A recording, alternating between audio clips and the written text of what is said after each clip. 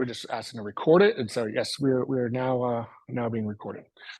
So I was saying, I started recording. I've been doing some level of IT stuff professionally for 30 years, but it dates back even to the early 80s as I saw the boom of the early starts of computers and really the early start of the internet and saw some of the connectivity. My parents were communications consultants, and that's how we got to use computers. They were doing things with audio, visual, computers, and technology for communications. So how companies would communicate with each other, how they would communicate with their employees, business to business. And my dad actually, I was looking at one of the books that they wrote recently. He said, this might be this idea, this thing called the local area network might allow people to move content around from one computer to another, and it will be kind of harmonized and democratized and everybody to use it. And it could be something that can be kind of a game changer. He said it's late 80s. But even at that point, I was growing up in the Hudson Valley region, which was like IBM country. And for them, it was, well, it's all mainframes. Everybody's going to, still log into terminals, and they're still going to, these desktop PCs are never going to be that ubiquitous. And this thing like the internet, well, that's for our network. We have that. We own token. We own that technology. There's never going to be something that's so widespread. And they were wrong. And I think I bet against them being wrong, and I continue to do so, which I'll talk about a little bit in this, is that I tend to kind of continue to follow the business, because even at that time when I was starting to really see that I wanted to do something with computers, I don't know what the hell that was going to be in the early 90s professionally. As I got out of high school, there wasn't a lot of options for this field. Field didn't really exist. I was doing, at that point, I said, well, what can I do? And I started doing computer support as a business. I started a business doing that for businesses that didn't have help desk people, and there really wasn't even help desk functions like that then.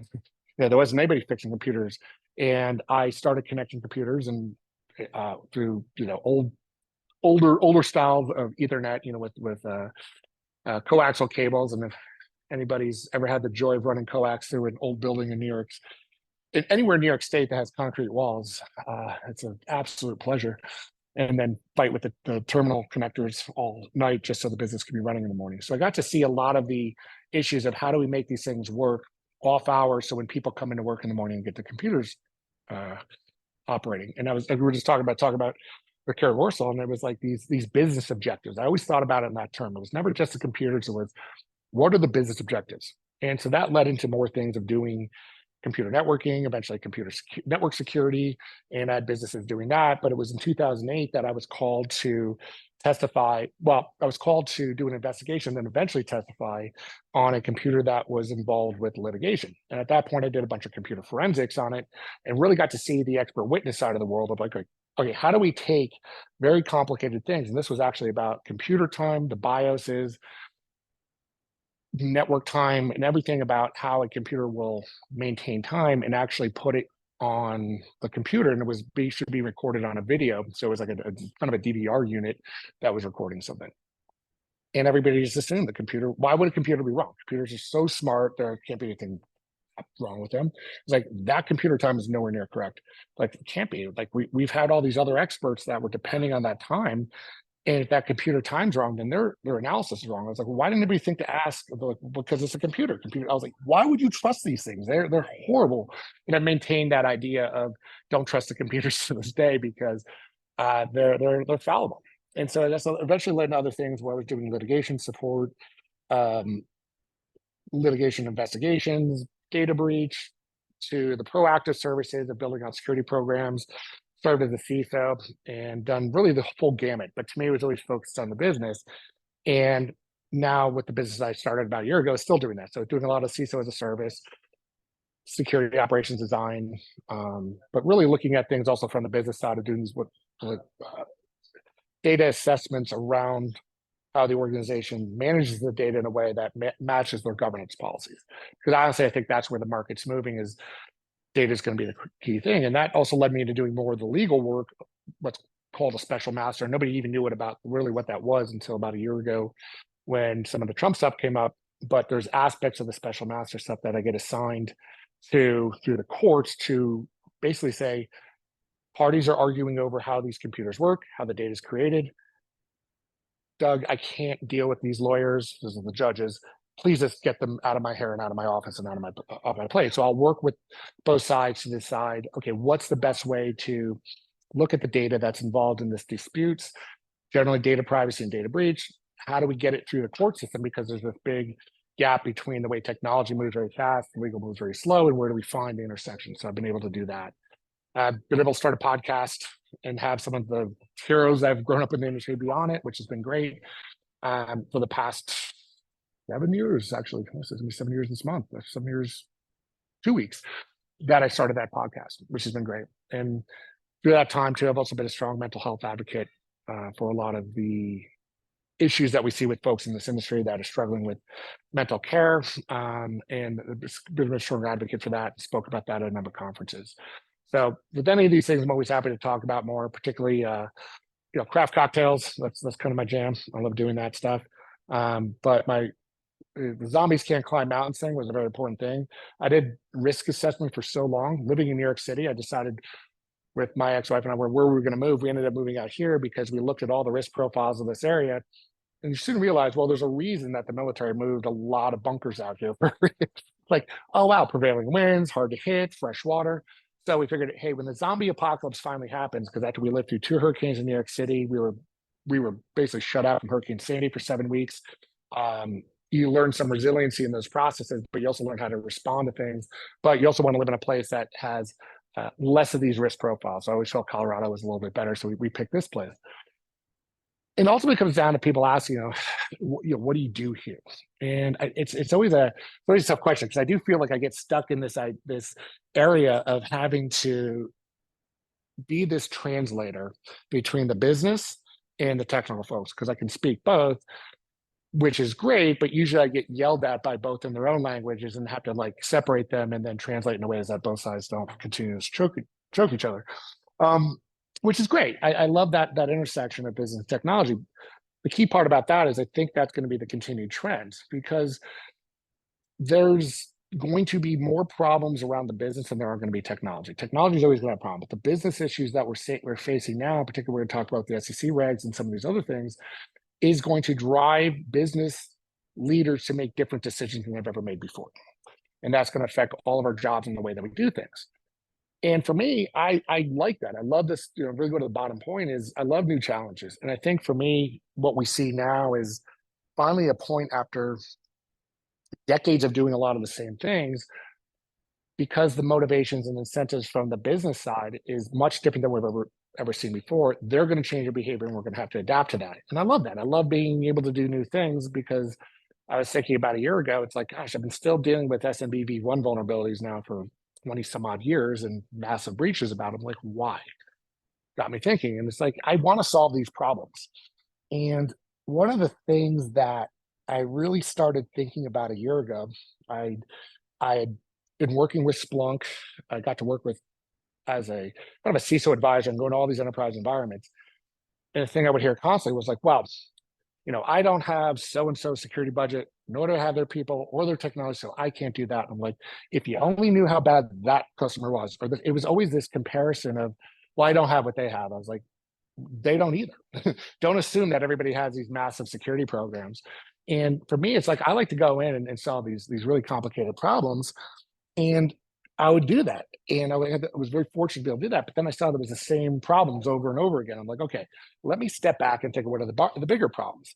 And because I had to kind of take a mental health break, which I encourage people to do. And I know like Rob Reck, who just left Red Canary, so he's like, yeah, I need to take a break. I want to spend time with my kids. And now we go hiking, which is great. Encourage people to do that stuff more than just the typical tech things, balance it out. But it's good to take these breaks. And when I did, I became very reflective. Although I found out I actually had this curse, and that's the curse to see the future. And it's been this trend that's played out in my life for a lot of times. I was like, well, I think these things are going to happen. Now, unfortunately, I don't have like the good curse of seeing the future for anything positive. It's usually doom and gloom because I haven't gone through so much. So as kind of a risk manager, I've been able to have this Cassandra's curse. And so Cassandra was this Trojan goddess that was able to predict the future. But unfortunately, when she predicted the future, it was usually doom and gloom. And then most of the time, people wouldn't believe her. And that was the second part of that curse. And as I step back from September to really the beginning of this year, I said, oh my God, I think I figured this out. I know why we have a problem. And I started looking at these different aspects. And I was like, this is actually going to be worse. And I started thinking, so, well, what if the economy continues to slow? And I saw this while I was working with all these enterprise environments. They're cutting back their spending. They're not spending as much. But what happens if they cut back their spending and they start asking security people, wait, you said everything was going to be really bad if we didn't buy this thing, and we haven't bought a single thing for 6 months, and we cut back spending, nothing happened. I was like, what if they asked that question? And they started to. And that's going to be a continued trend where, as the economy eventually starts to recover, business owners are not going to look at things in the same light of, wait, hold on, why are we buying this? What's the return on investment? And I think there's been a big issue within security that we haven't been able to be demonstrative enough about the returns on our investments and the risk reduction. Additionally, what I've seen, because I've worked within a lot of the legal system, is a massive increase in data privacy and data breach litigation. So what will happen is one organization has to self-disclose now to various regulatory agencies, whether it be at the state or federal levels, or even international and different international bodies. Attorneys will look at this and go, let's sue that company, because these people have been impacted, these poor constituents and individuals in whatever jurisdiction, that they have a right to get relief for what has happened to them. And there's been a serious uptick in this. And I've been going to a number of the data.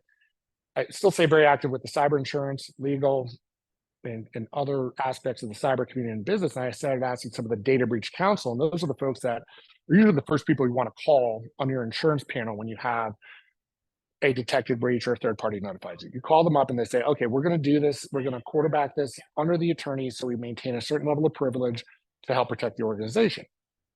As that happens, you get to the notification list, and I work with companies building out from cradle to grave incident response stuff to where we built out the notification list and notified the 300,000 people or whatever.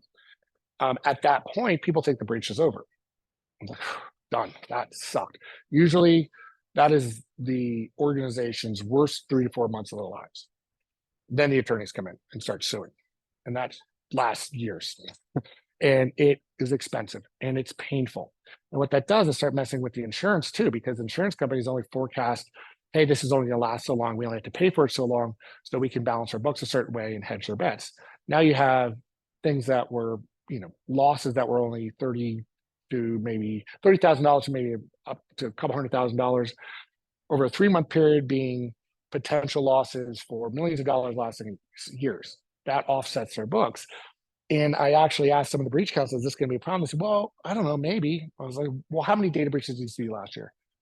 Well, it's funny. 2 years ago, we only had 67.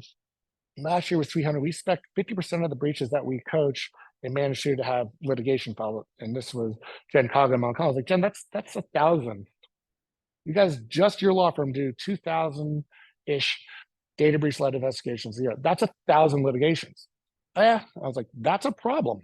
And the insurance industry is like, oh gosh, this might be a problem. And so I've been kind of like saying, we have a problem. And it's starting to pick up some trends, some steam of people saying, oh God.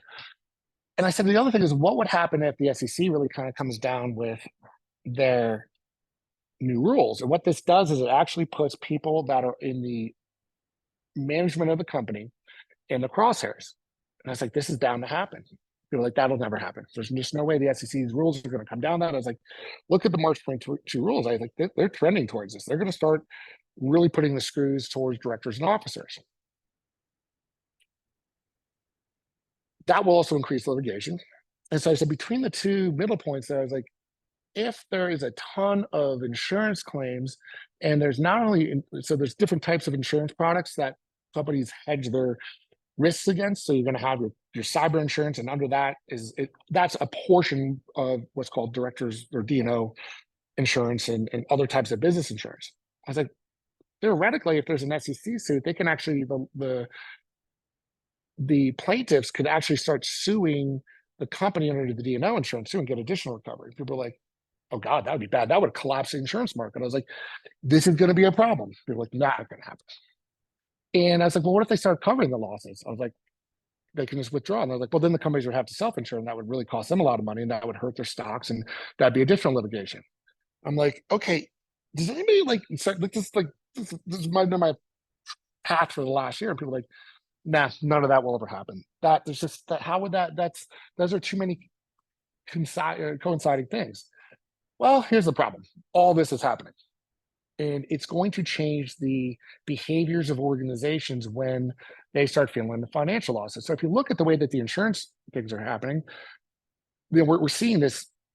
These are all recent, and everybody, like it said, I forecast this, and people, it wasn't like I had some crystal ball. It was just like this is where the trends are going. And there was enough cognitive dissonance within this legal, cyber insurance, and cybersecurity community itself say that will never happen, and they're not ready.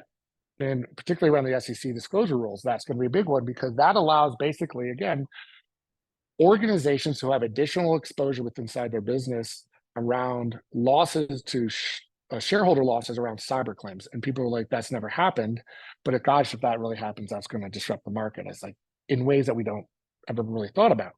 And you see industry changes. If we have this retraction, people are spending less, they're looking at their budgets in very different lights, that's going to be an issue as well. When we say, well, we just need to throw more cyber people and technology at the problem.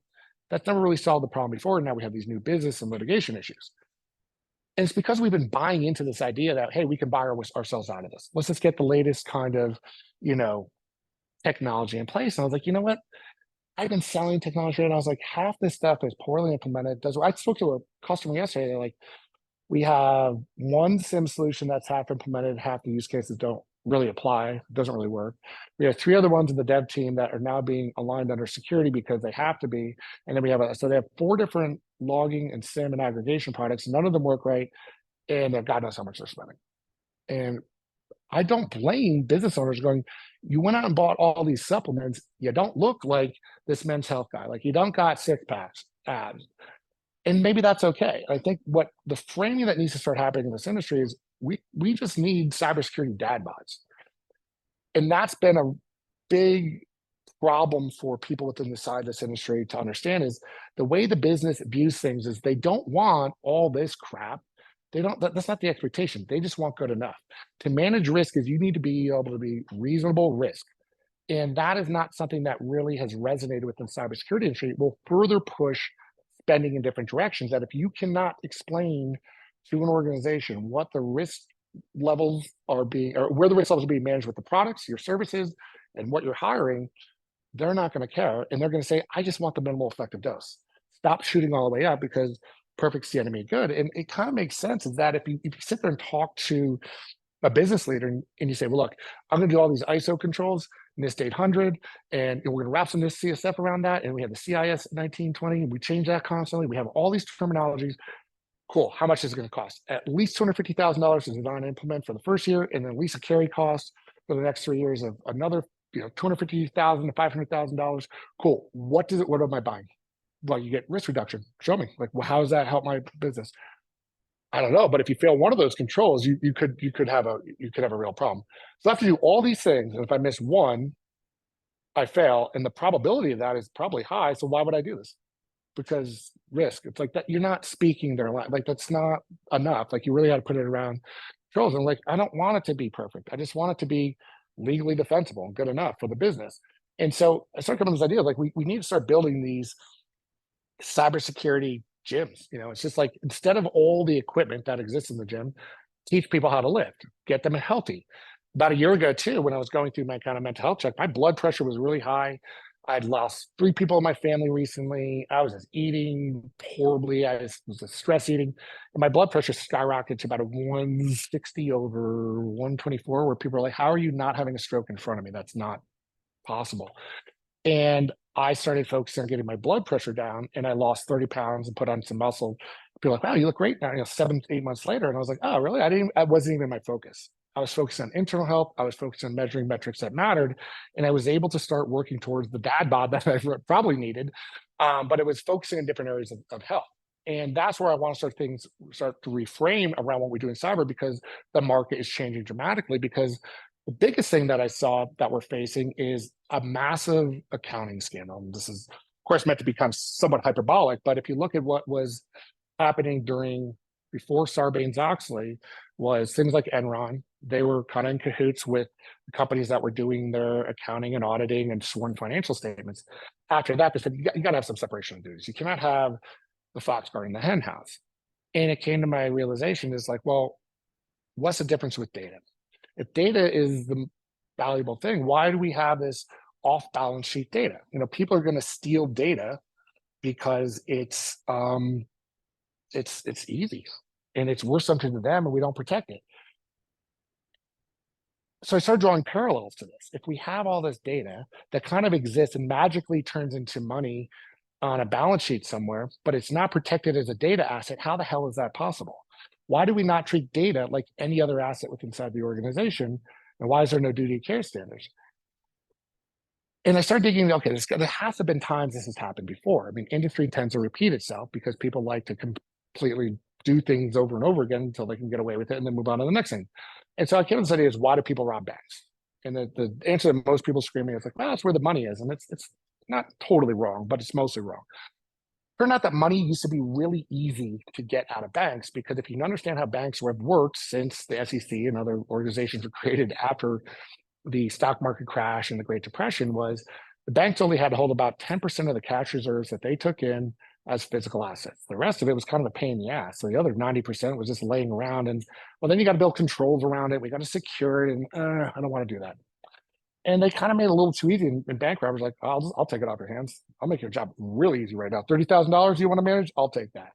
And they did it, and they did it for a long time until the 70s came around, and things started to change. And insurance companies stopped covering these large losses. So like, you cannot say that this is not an asset when you're lending against it at, you know, basically pyramid scheme rates, and then not manage it as a physical asset. You have to start doing some things, even if you're going to move it to the Federal Reserve and other places. You can't just leave it laying around.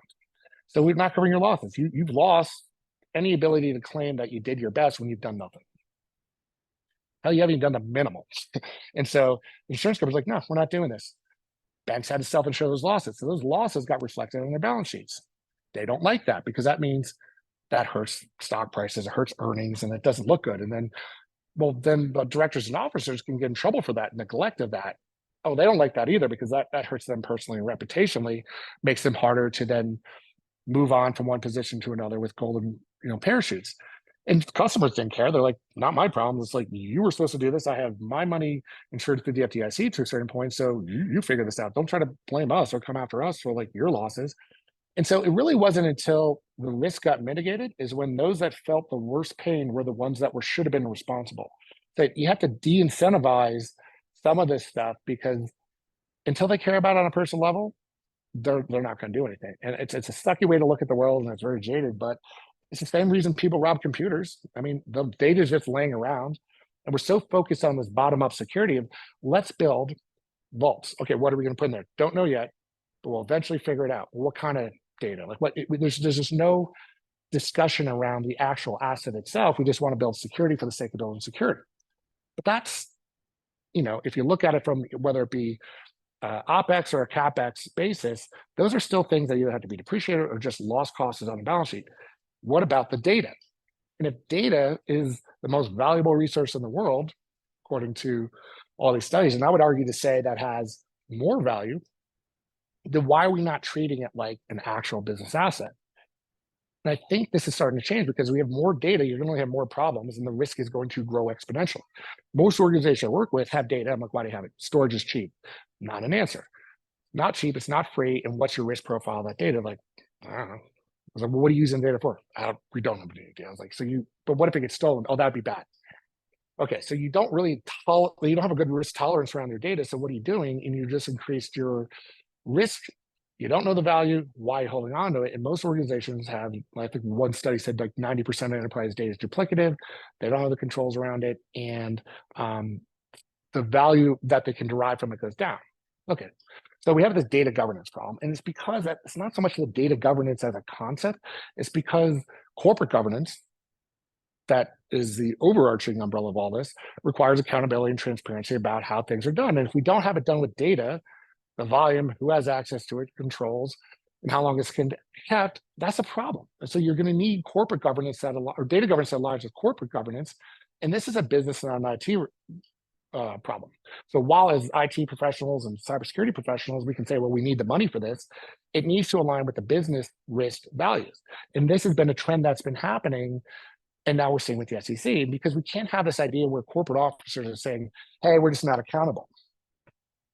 And I was thinking this was eventually going to happen, and it really, I've had a little bit too much of a "I told you so" the last 7 8 weeks, because it was inevitable that this was going to happen. They could not continue to sit there and not manage data, have the insurance issues come up. And so, if you sit there and you talk to organizations, like, how you manage your data, if you're going to have a litigation, top line is proverbial crap hits the fan and it's the most valuable asset. How are you managing it? What's it worth? Do you know your exposure? As a director and officer, if you were asked by a regulatory organization how you manage this before and after, what are you going to say? And they can't just say, well, it's the CISO's problem. Kind of scapegoating has gotten caught. Like, they know that. And actually, people argue with this. Well, the CEO of Drizzly, I was like, read that filing from the FTC. Basically got a slap on the wrist that basically said, this is a no contest, pay the fine and go on. I'm driving through a school zone and got, like, basically a broken taillight. I mean, so it's, these things have really not had accountability, so they don't have to explain it until now. And I think these things are going to continue to happen because most organizations don't know if their data is a liability or an asset. They wouldn't know how to even value that, but the next is they're going to have to know. So the point of all this is that you're going to eventually need this process to hold officers accountable, liable, responsible for the monetary loss of the data. Again, everybody said there was no Sarbanes-Oxley or GLBA type standards for data, which is another kind of financial regulatory. Well, guess what? Oops, I went backwards. That just happened. And that's the thing. I was like, it wasn't that big of a prediction for me to make, but inevitably, regulatory agencies were going to look at this and say the amount of money that's being generated within global economies around data and the way that the data is managed without controls is becoming a problem. So we need to start thinking about this in different terms. And so if you think about what just came out with the new SEC filing, this is really the Sarbanes-Oxley for cybersecurity. It is that level of implications for people to have to manage data. So it's going to start forcing some behavior change. And what it means is that the reason they really put this together was to actually put investors in a more knowledgeable position. So, if you're deriving all this value from data, but you lose it and you're kind of hiding it through insurance and nobody gets to know, that's really not fair when you manage certain things at a governance level around assets in the eyes of the SEC. So they really want public companies to be more just transparent about this and how they manage their downstream risk with the third parties and who has access to it. And so this is really going to set different business expectations about risk in terms of cyber terms. So it's not just about cyber risk. And so there's a few things to really start considering about this. When you look at what this SEC ruling came out, again, July 26th, comes into effect of this year. And that's another thing people say, well, it's going to take years before this really gets pushed through and before we see enforcement. But people seem to not have connected the dots on different than things like GDPR with the DPO or other states with, well, actually, Texas has actually a pretty good, healthy program with their DPO. But these data protection officers, we have to look at things and they can do an examination. Right? SEC has a greater, I would say, leverage when it comes to the legal aspects of this. And this is going to be a key part, is that they can actually pull people in the court on things in much different manners than other regulators. And they can look at things in much different terms. And so this is going to set companies up to have to reconsider the way that they manage and talk about risk because of the legal implications. It needs to be legally defensible in their programs. It's a different framework by which we're looking at the way data is managed. And so the SEC has this judicial ability to kind of put people to the screws, and it's not going to take years. If somebody on December 19th has a problem, they can file a lawsuit that day. In Southern District of New York, electronic filing goes to 11:59 p.m. So trust me, this is going to happen much faster than people are thinking. They're saying, well, it's not yet. I was like, watch. And the whole point of this too is that the incident response part and your incident disclosure is going to focus on materiality. Now, one of the things about this is the gray area. So it's at your discretion to determine what the materiality is, and we'll talk about what that means later. And to note what you don't know at the time until you might have to disclose later. And I might say it could be asked for in discovery, which is a process of litigation. Because the stuff can go through litigation channels, the litigation exposure of having to say things about, I don't know, your cybersecurity program, asking your CISO to testify, asking the CEO to testify on behalf of the CISO about what they're doing on their cybersecurity risk management. The public exposure of this with inside the courts and how people manage their cybersecurity programs, their data, their governance controls are going to be quickly called into action, and they're going to be, searchable on different court filing systems. And it's because of this material aspect. And so if you determine what's material and you do it wrong, you can have shareholder lawsuits for the government regulation, and you have to do it through what's called an AK that allows you basically these kind of out-of-bound updates, and then update as you know more, and it goes up. But this focus is really on this materiality, and that's a key thing. So, really within the overarching thing is that you have to disclose what's a material security risk. And if you found on the small print there, Shook, Hardy & Bacon, which is a law firm out of St. Louis, puts this SEC thing, reporting regulation together. I went to summarize it. I was like, you know what? They did such a damn good job. I actually know the attorneys that did that great job. So I'd highly recommend looking at it. And I can also provide anybody the links on these things as well. But it really summarizes this in very easy to understand terms. But you really have to disclose your cybersecurity incidents and report your material incidents within 4 business days. And so what people have been messing up on LinkedIn, and I'm getting in fights with, so to speak, or debates, like it's not that when you determine there's an incident you have to report in 4 days. It's after you've concluded that there was material aspects to this event that you must disclose. And so there's a little bit of a gray area there, and that's going to change the way people do incident response plans. Part of this too is that you can't just say, hey, this is just an incident disclosure thing. And this has been different than a lot of the other regulations to say, bad things happen, you tell me. Self-report that you were speeding. And then they go, okay, I don't know, maybe you're doing 75 and a 50. I don't know. Okay, fine. No, now you have to say, well, I'm going to do a driver's ed program here. I'm going to monitor myself. I'm going to put in devices to watch how I drive, and I'm going to report what that is on an annual basis. So it's a much different way than we've seen other types of regulations where you have to report how the board of directors, the highest levels of governance within inside the organization, are viewing cybersecurity threats to the business and how they're managing it, what they determine are the material potential risks for these types of things. So their proactive assessments are going to be completely different because now they're framed in material risk assessments. You also have to explain what these cybersecurity risks are. Like, what's your strategy? What are they? How are you going to deal with them? This is business talk at the highest levels with people that don't really understand the technology. And so there's going to be greater communication from security leadership and the board that have had this chasm of lack of communication to really kind of come together and determine how are we going to describe these types of events and threats. Not everything can be a risk. Not everything can be on the traditional risk matrix. It has to have material risk. And so there's some practical tips on this that you have to understand is that you have to really look at this materiality from the same standard taken by the SEC. And this has been another thing that I think over the past 6 weeks, some of the cybersecurity folks have kind of like not stuck the landing. They're like, there's just no way to determine materiality. How are we going to do this? I was like, there's actually tons of ways we can do it. That the companies do this all the time. So we have to know how to do that. And you have to document this too. And then this is going to require, again, a big, I would say, I don't know, it's big. That's a bigger word. Big is too big of a word. I would say if you're doing your your IRPs and incident response plans and processes right, it's going to be minor modifications to fork out some of the decisions about when are we going to bring in compliance risk and other folks that are going to help assist in the determination of the materiality. It is part of the decision that happens within the legal framework and context that should have been happening in most IR plans already, because most of these incidents that were material enough in the sense of maybe, potential materiality based on the amount of data that was exposed should have had legal involved in the first place. I mean, that's just, it should have been happening. Legal should have been involved, compliance, and the highest levels of the board should have had some exposure to this. If they didn't, that's a failure across the entire board. Well, I meant board as in within everybody, not just the board. And so you really going to have to do better, this better coordination with the CISO to ensure that these disclosures are accurate, but you don't want to reveal confidential information. And so that's a key word too. So we say reveal confidential information. That's a loaded word inside legal. It means different things to different people in legal than it does in business and inside cybersecurity. When we talk about confidential in the CIA triad, they do not mean that. That is a completely different legal framework because of the way. I can bore you with Article 3 definitions. I could, but I won't. But that means something different to the attorneys. So it's understanding, okay, we might be using the same terminology, but what the hell are we trying to do?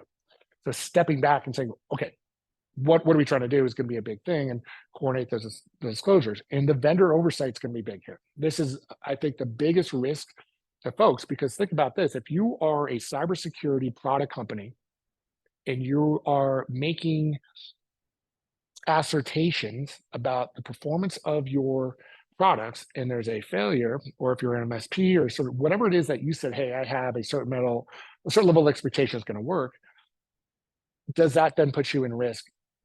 Because now the board's going to look at it and say, well, I had this expectation, I had a material loss. What were you doing to manage your product that now I had it? And it's going to become this incestuous legal fight about who knew what, when, where, why, and what the expectations were. This can fundamentally change the way that if you look at the Universal Commercial Contract Code, or UCC, or it's the right order, but the way that's looked like, what are the contract expectations for software? Is it a product? Is it a service? This is going to come into a huge challenge when companies start having material effects or have to report material events, and then look at what their downstreams are. Doug, question for you. This is Shannon Noonan. Karen and I were having this conversation today, so it's like I make her head spin every time we talk about these things. So add a layer to this. How many security companies are publicly traded and actually have to file the SEC requirements? So as we use these tools in the environment that help us mitigate the IR incidents, right? And we're using them. Well, when do we start listing them as sub-service providers, and when do they have to start doing SOC 1 type 2s? And did we just make every private company public because they're all going to have to explain now what their incidents are that could impact the data that's being stored in their environment on our behalf? What's your thoughts and takes there? Question is how these vendors are going to have additional exposure for their own reporting guidelines when there are these incidents and they work with third parties. My hope is that I'm 47 now. I want this fight to go on for at least 20 years because I do legal consulting, cyber consulting, and governance. There's a house in Croatia I want. There's a house in Tulum. My backyard in Broomfield is getting flooded. So I hope there's continued fighting about this because it's such a gray area. I'm going to milk that cow. No, I'm joking. It's true.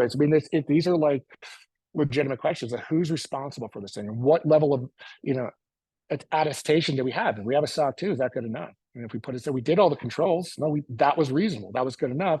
We have a certain amount of failure expectation within inside of our products. Oh, how did you measure that? And if companies come up with that, well, maybe they're a bit safer, and that allows them some opt-outs, and maybe that becomes a contract thing. Well, except for on the SEC, for any publicly traded company, they will not rely on a SOC 2 type 2. Any Absolutely. company that's doing anything, it has to get a SOC 1 type 2. So that's going to change so many games of vendor management. The question be about, with the way the SEC filings are saying, an SEC2, a SOC 2 stuff's not going to be good enough to say, hey, look, we had it. And what I'm saying is, the hope is that what we want to be able to do is actually elevate these discussions to the public forums.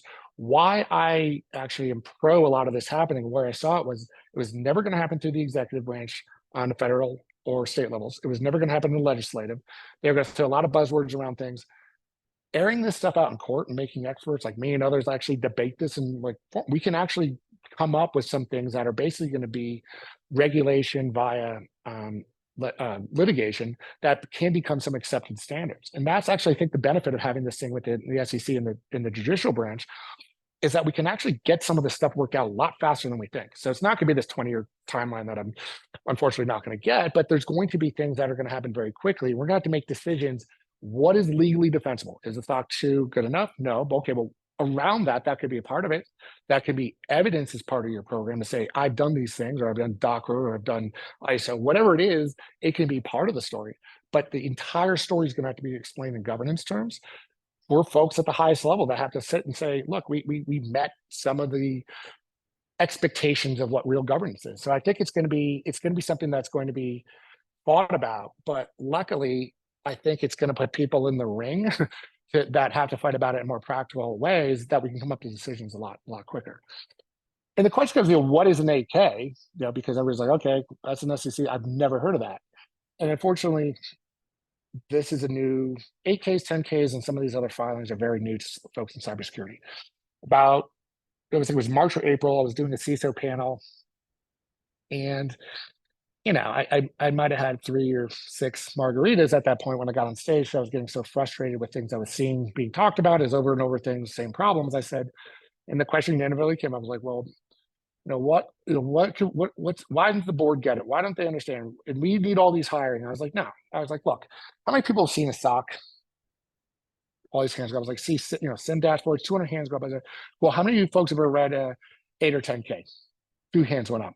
I was like, we don't seem to think that how we get paid matters.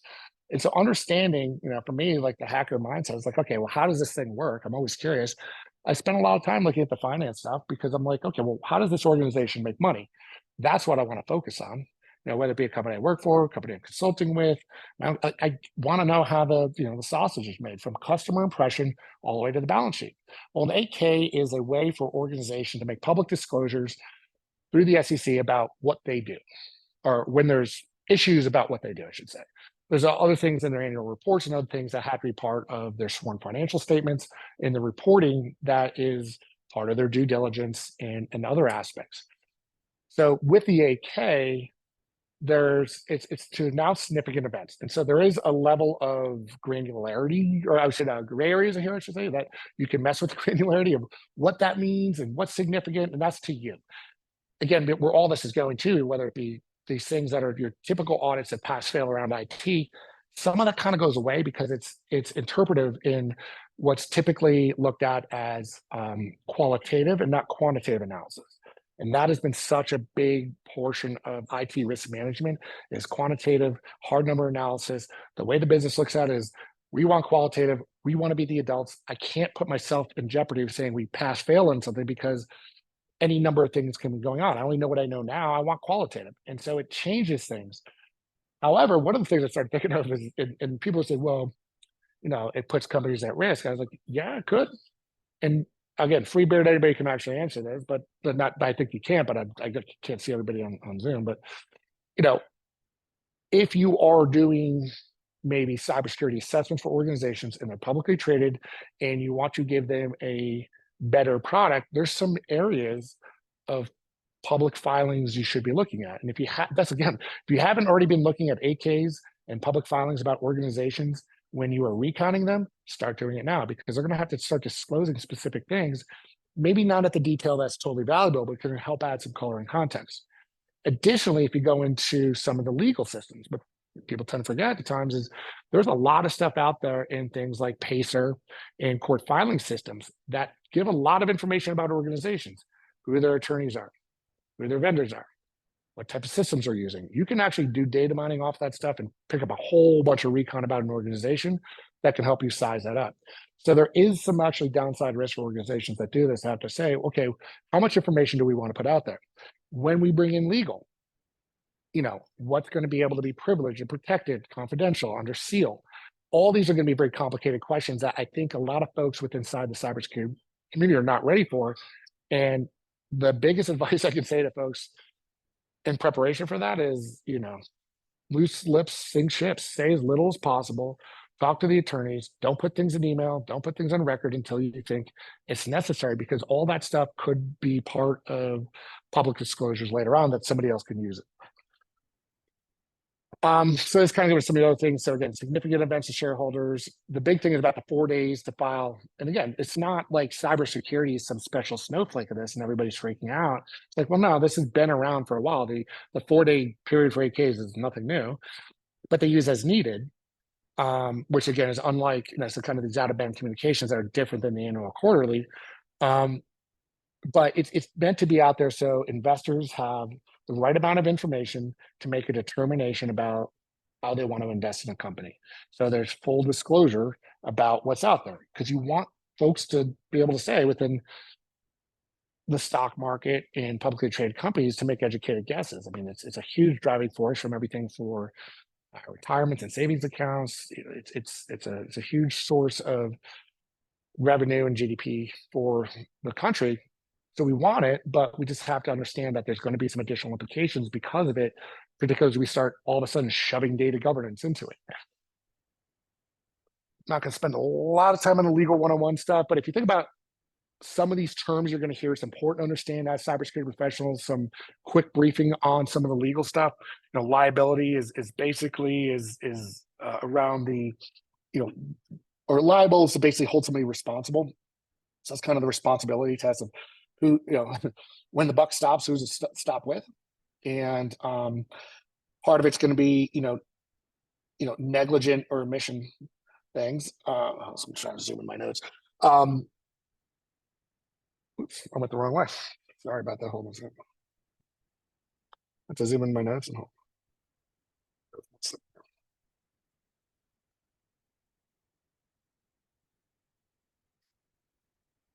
Uh-oh. There we go. Okay. Negligence is failure to behave with a level of care. And again, certain terms are going to be really important there. It's like duty of care, reasonableness. Again, the idea is, would a reasonable person have done this?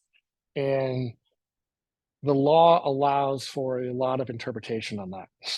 So reasonableness is kind of a fudgeable area as long as you're doing things with the amount of duty of care. And so all these terminologies are going to come into place of, what did somebody do that would have been in a reasonable state of mind? And one of the things I've said for a decade now is like, would a reasonable person put in an MFA? It's free, it's on Office 365. Well, yeah, might be some cost, but I think it's a reasonable choice to say, and maybe at least on your administrative accounts, you would. I think it'd be unreasonable not to. We're out of state. And so certain things like that are going to change the way we look at things, because they're going to say, well, why wouldn't you do this? And it helps prioritize putting in some of the technical controls that we might not normally have done, because it's like, well, that's too expensive. Right? Well, that's not an answer either. It's putting it within a reasonable context of risk. Because it could be issues of gross negligence. Is you're just like, dude, you told me what to do. I don't care. Not going to do it. I'm going off to the Hamptons. And so when people bury their heads in the sand now, that could be looked at as gross negligence, and the levels of impact on that to them as individuals could be high. I mean, they could lose some of their financial freedoms as executives. So there's areas of negligence, gross negligence. So negligence being like, I didn't really know. Negligence, YOLO, and then just complete intent to harm is going to be the last one. And that really helps determine who's liable and what your liability is. Did somebody do things within a certain frame of mind, and who's going to pay for this? And that really puts this liability thing about, at the end of the day, somebody's got to make some restitution on this. And it's a legal obligation to kind of cure things through money. Again, this has all been about the money. That ain't going to change to this process. And then there's the evidentiary standards. And so in civil liability and also in criminal, but where most of this is going to end up is in civil courts. And under the civil courts, it's the preponderance of evidence. That's not beyond a reasonable doubt. And so they're going to ask for things that are often, that they might not often, that folks in cybersecurity might not often think they have to give up.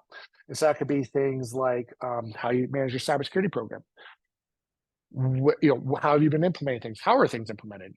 And again, it could be the CISO, it could be somebody higher up on the board. I mean, if I was a plaintiff attorney, I'll go right for the throat, and I would ask for the CFO and general counsel and say, I want full discovery on how your cybersecurity program has been put together.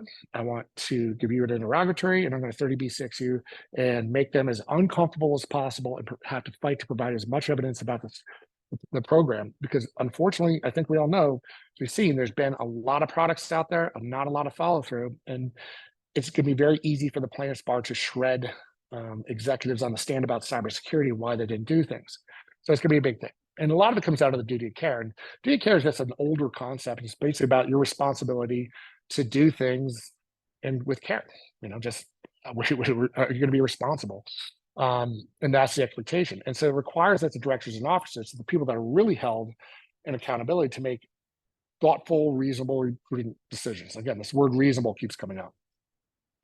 So it's also, again, it also applies to other roles, and but usually around the money. And so again, the failure to do so is going to be that can have significant legal blowback, and that could be the legal costs, it could be in legal fines, it could be a myriad of things that can be beyond just the legal harm. Because I think traditionally in cybersecurity, said, well, there's reputational, financial, and legal. Legal action doesn't look good by the SEC. That's if you want to crush this, the triad of that one, SEC stuff's really going to hit you in legal, financial, and then reputational. And again, we get back to this idea of materiality. What is materiality? And here's the issue. There's no clear line necessarily,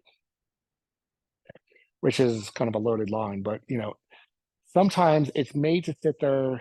But sometimes it has not always been as clear as that the SEC would like, but they've had to kind of pull it back. And so in 1999, there were some cases where they said, well, look, you were hiding material losses, meaning that organizations were shifting their losses. Say, yeah, but no, it was recovered by this thing. Like, no, you can't do this card game. That's not going to work. We want to keep material losses within inside a certain thing. And so you can't just say, oh, well, the numbers kind of add up in the end. No, that's not going to work. And so that got rid of some of that netting in the card games, because they say, look, you got to make reasonable best efforts through your duty of care. And when something messes up, it's going to happen. We're okay with that. We just want to know that you made some reasonable efforts. So it's not like it's a punishment when you have a material loss. It's just a disclosure. But often it can add up to further enforcement action by the SEC or plaintiffs through litigation. Doesn't always do that. I don't want to fud the whole thing, but unfortunately, I think there's going to be a lot of litigation on that when these things start getting disclosed, because it's very easy to throw against the wall. Again, you're going against older judges. Minds might not understand technology, and they'd be like, wow, it sounds bad. There was a cybersecurity incident and they lost data and there was material impact to the stock price. We should look at this further, and allows us to go further. But the beauty of it is it's not that much of a black and white thing. The material aspect of this is going to be qualitative, not quantitative. And this was actually something that was fought against by folks within the side of the accounting community that were trying to maybe sell products, that wanted to say, well, look, we need to have something that was very bright line and quantitative. It's like, we can't. Like, all this stuff is very, at best effort. Again, reasonable best efforts. So we need qualitative. And that's going to be the key thing, is can you actually make a qualitative decision? Because you know what? They're not going to go away. This is only going to get worse and worse. When regulators in one industry see a regulator making money, and as fast as they can do it, they're going to act like attackers. And anybody that sees money laying on the table is going to go after it. So you're going to see more and more of these things. Because in the end of the day, it's just about the money. Let's not overcomplicate this thing. And everybody has been, not everybody, but I've often seen these issues within cybersecurity. It's people like really fighting against this idea. Well, it can't just be, I don't understand business, I don't understand legal. I was like, well, that's a failure at you, not them. Well, they don't get it. I was like, again, you're using they versus us language that's very combative, but how do you get your $250,000 salary paid with unlimited PTO? It's not like magical. And if we sit there and if you look at, boggles my mind, is that the Ponyman report comes out, which I don't trust all those numbers, but the IBM Ponyman report comes out. A couple weeks later, go to Vegas, have a big party. Imagine doing a big blowout conference in Vegas every year for airbags and seatbelts if they said, you know what, this year we suck even more than we did last year. By all measurable of our own reports, we have 50% worse. People are like, you're out of your minds. Like, you should not be going to Vegas having a party with your friends. And no, this is about the money. So keep following the money. When you start looking at that, you can understand how to get people to behave certain ways. Sounds like social engineering, because it is. That type of economic incentive for money is going to change people's behavior, whether it be a carrot or a stick. So knowing how to use that effectively within inside the business is going to be good. Do not do things like this. This came out today, and I was like in shock. This is the most rapey thing I've ever seen somebody give out about what CISOs need to be forceful in the boardroom. No, they don't like us barking at them in CISO terms. I can tell you they don't. I've been in boards. They do not want to hear that. They're not going to want to tolerate you if you're being forceful. You got to tell stories. Humans are storytelling creatures. You want to be able to make these things relatable. This is not that hard when you start getting people's hearts and minds won over by connecting with them. This is a human element. This is social engineering at our finest. Because what you really want to be able to do is build data governance for real, and that's going to build fiduciary responsibility, accountability and transparency, knowledge and literacy, standard of care and separation at the board level. So for them to actually start connecting with this, it can't be in cyber terms, because these aren't cyber problems. These are business problems. They want to hear stories about how these things can play out. So as you start talking to your organizations about this, in tabletoping and say, well, look, here's some of the things that can have the material financial impact. So as you build out the incident response plans and you start testing with tabletops, by all means, put the executives on the hook to sit there and like, well, how are we looking through these kind of tenets of governance as we go through this? Because it's going to change the way they start thinking about it. So our entire framing as we approach the business has to be on their terms, but also has to be kind of, far more, giving and empathetic, because we have to understand what they're going through. There's 5 really big areas that we need to look at as part of this, I think as we reconsider the way cybersecurity programs are being designed, managed, maintained, and incident response. A clear line of acceptable risk really relates to materiality. That's the kind of expectation of what they do. Although I'm struggling with that because I'm actually thinking about like the term clear line of acceptable risk. And I just think about like, I know I said there's no clear lines, it's a gray area. The fact that that is kind of a interpretable thing is kind of hilarious about it. It's like, I think it's funny we call it a clear line, but that's the actual financial term, meaning I get to define that my own kind of corporate line is what's a clear line. It's a clear line to me, maybe not to somebody else. And this is where a lot of the debates are going to happen between regulators and litigators, because a clear line to me might be different. But if I'm doing my duty of care and I do things in a legally defensible manner, then that's okay. I can say, here are the steps I came up with, and here's the way I looked at to make this clear line of acceptable risk. And to do so, you have to have your known risks. You have to know what those actual risks are, and not this, hey, we ran, a vuln scan and we have found all these red. Color coding, dead, not going to matter anymore. You need to look at things in business analysis and legal defensible ways to understand what those risks are, so you can defend it legally to get at that clear line of acceptable risk. And by doing these things, gives directors and officers a program roadmap, not the typical thing of here's what we're going to do for 3 years. Again, if you think about how most organizations work that are publicly traded, guess what?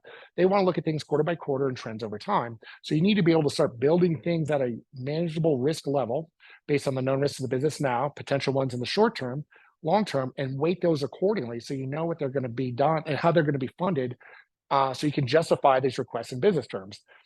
Aligning all these things with the business is going to be the only way cybersecurity practitioners are going to get funded going forward, because it has to talk about the business rather than just the cybers.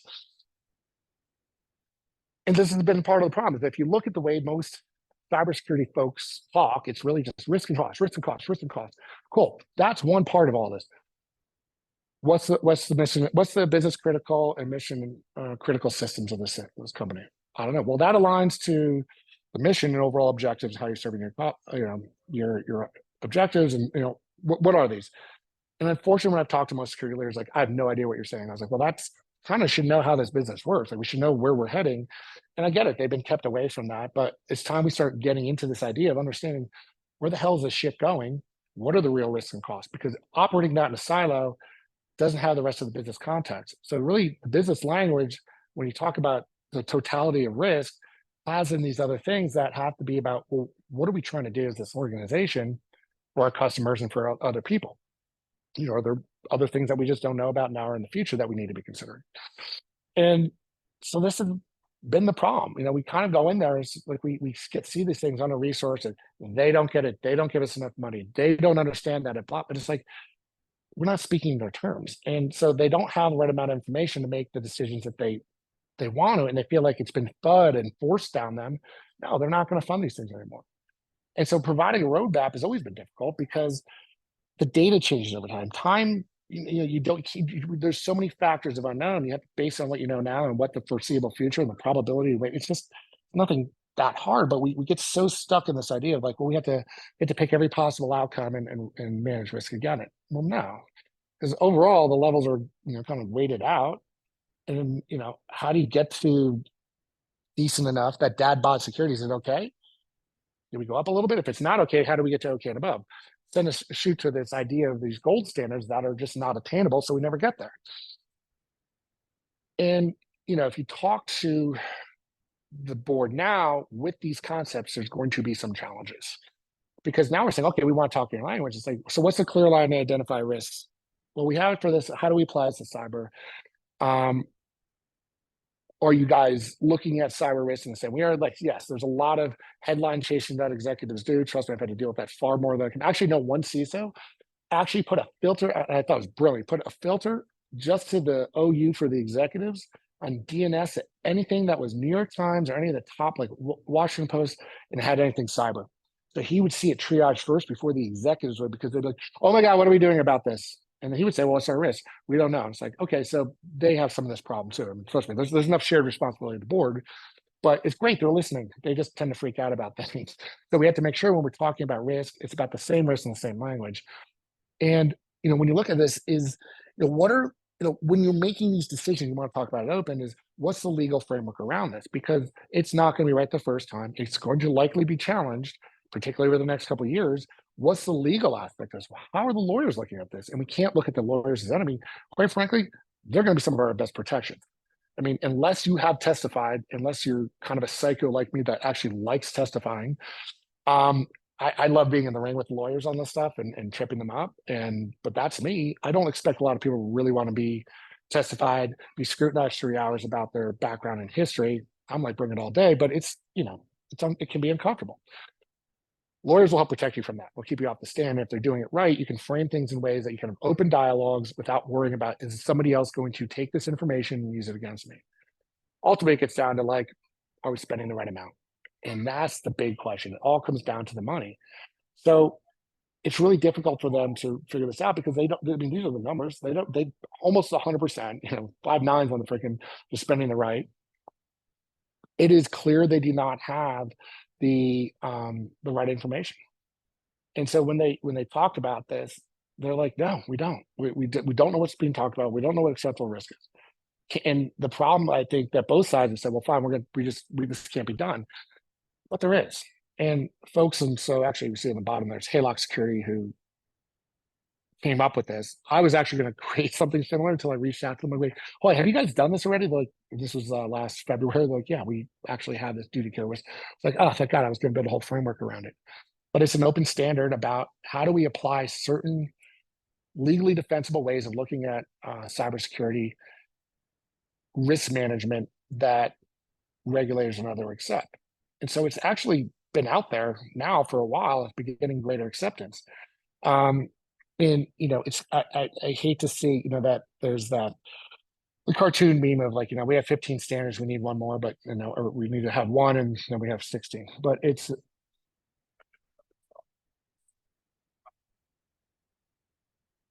okay, no problem. And so it's where the due care standard gets looked at, because the concept of due care and reasonableness are legal terms that are now going to be applied to governance, that are going to be applied to cybersecurity. So if you kind of connect those dots, Docker was actually designed to help do that. And so again, it's this duty care risk analysis, significant adoption. It's based. So if you look at it from the top and you say, okay, what's the vision of the organization? We understand the business goals. We know where we want to go. The strategy is how we are planning to build that roadmap to get there. Then we're going to operationalize it and start doing it and executing. Well, as you get to operationalizing and executing, you can measure against SysRAM, and that's one. You can also use NIST-CSF and others as well. So don't think it's just one or other. But it's actually being used by a lot of the state attorneys. Pennsylvania is the biggest advocate for it, because for them, think about it. If you're a state attorney general's office, you don't have a lot of resources. It's much better than the DPO situation for GDPR, where you're like, oh my God, I got to chase down every single one of these gazelles. No, they only care about the slowest gazelle. So as organizations are self-reporting, say, we've had this breach, a data loss, they can use this to kind of like weed out the ones that are really bad and go after them. And the companies that are being proactive say, here's our duty of care risk analysis. Yes, we had this, we still had an issue. I'm not saying this is going to stop all the data breaches. We just did our best. We had our dad bod security on, something got through.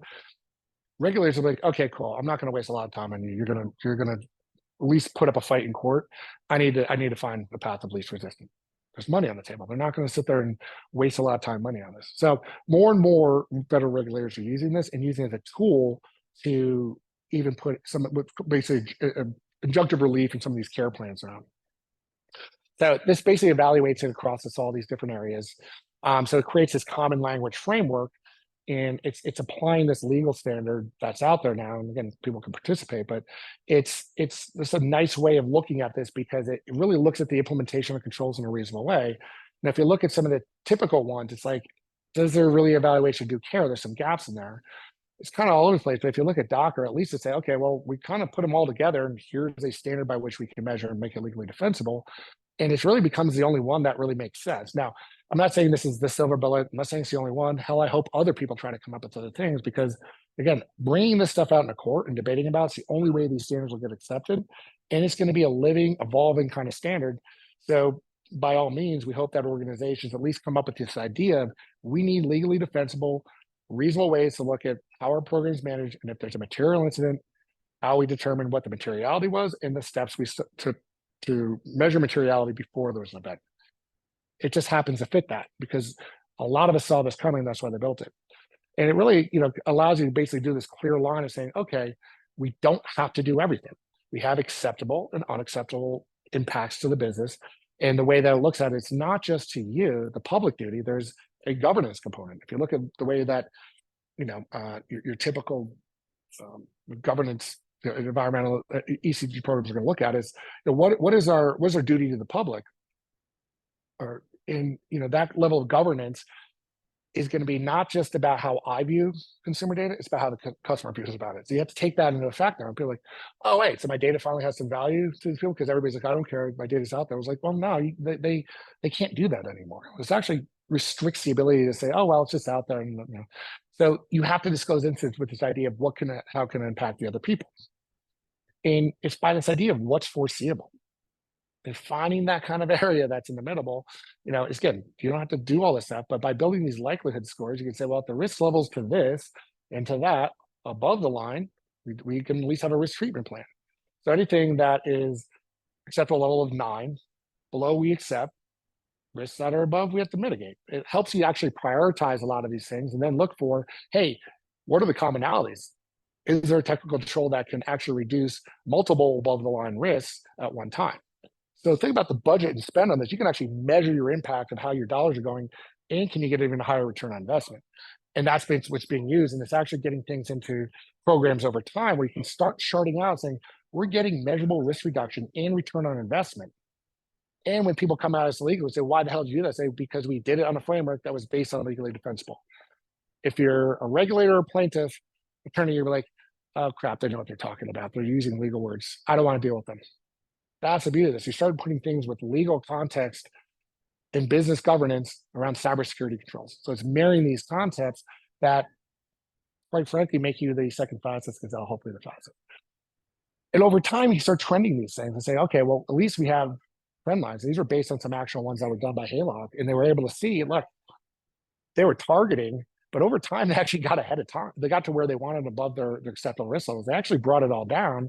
And now they had ways to forecast their budget and actually better return on investments with reduced spend and more efficacy. So that's kind of cool. We've been wanting this for a very, very long time. So you start building these roadmaps against plan, because in the end is like, if you're able to talk to this organization about risk management, how they're communicating, legal protection, you do all these things, and they're like, cool, I get this. You're now talking in my terms. If I spend this, you're covering my ass, because here's the business impact in terms. We remediated what we did. We didn't do anything. We did it with a level of due care. Things like this are going to allow organizations to elevate the discussions to the board level and words that they understand without burning a lot of time. And I think that's one of the other things we've seen is everybody's like, well, CISOs only get 15 minutes, a quarter in the board. That's probably not going to change. Be more effective in your 15 minutes. If you do that now, you might get half an hour. You start talking to them in their own language, because they're like, I want to hear more. Because this now becomes, how does cybersecurity drive the business? Is this going to give us a differentiator? Are we getting more contracts because we're meeting these demands? And so when our business-to-business communication contracts come in, we're saying, well, we're using this duty of care standard. We're at a constant level of iterative improvement, and it's measurable. You might have a better chance of getting that contract than the person that's like, oh, we ran a vuln scan and had some pen test done. Cool. Why did you do that? Well, we thought it was a good idea. And if you need to put these things in, the reason I did it is why, because I was looking for a business impact, and here's how we measured it. And we're doing it around legal standards of, hey, we tried our best, and at least somebody's accountable at the top now. My hope is that these things, if things like duty of care is going to change this, I mean, it's a solution, but it needs to be tested. So we're still at this very early stage of seeing what's going to happen with the SEC. We have until December 18th, which is shockingly close. But a lot of organizations are going to have to get their ducks in a row. And if they start having an incident and it's publicly disclosed, because think about this, is they might have to have a disclosure done to an attorney general in a state or multiple states. And if they're a publicly traded company, SEC is going to be like, do we need to know about this? And if they're like, we haven't determined yet, not a good look. It's going to put a lot of pressure, because people are not going to see where the bullets are coming from yet. And there's a lot of folks that realize that if we can start suing or putting regulatory pressure on organizations to actually manage their data, we might be able to get rid of this off-balance data. My hope is that this will drive decision-making around data itself. We can actually get to a point where data has a value, and there's ways to do data valuation that are out there that we can legally test now to actually say, what's the value of this data? So not all data is treated equal. We can do better data classification, not leave the valuable stuff around, put it around assets. We measure through duty of care, and we can actually start protecting people's data in ways that are manageable, meaningful, and hold the people that should have been accountable a long time accountable. Because for a long time, they've been able to get away with murder on losing data and nobody cared. That is all going to change because cyber insurance is changing, the cyber industry is changing, and now with these new regulations forcing better governance controls around data, there's going to be no choice but organizations start rethinking the way that they do top-down security. And my hope is all of us, we can actually start stepping up to the plate, learning the business side, and figuring out how we can get to the next generation. So you're not like me at a certain point of a existential crisis going, why am I still doing the same thing after 30 years? My hope is that when the rest of you that are doing this in another 30 years have actually seen some meaningful change, and that cybersecurity, as we know it, is over because it's due for a change. I hit it right with 30 seconds left.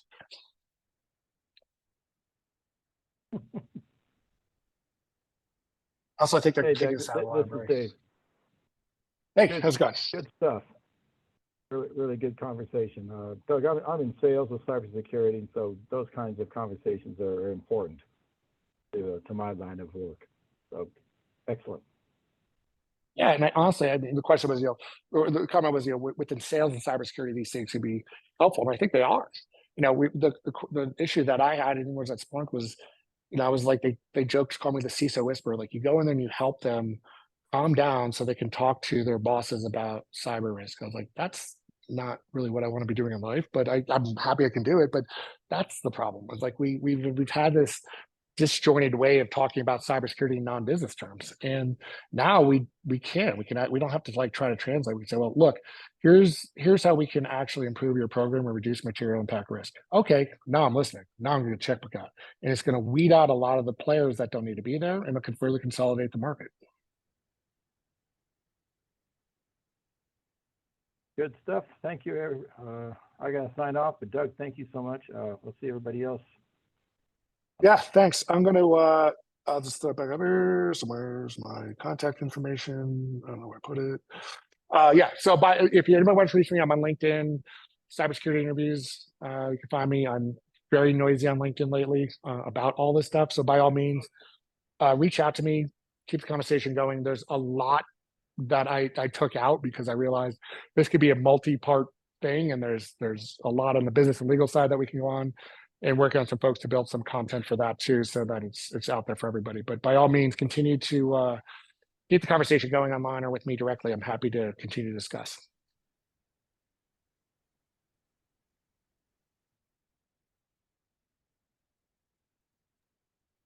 Thanks, Douglas. I really appreciate it. It hits home a lot of these issues I'm having at the current situation I'm in. So I'd like to pick your brain sometime. I might reach out to you. By all means, I keep open office hours. Appreciate you. All right. Well, thanks everybody. We're going to sign off. Yep. Thanks everyone for attending.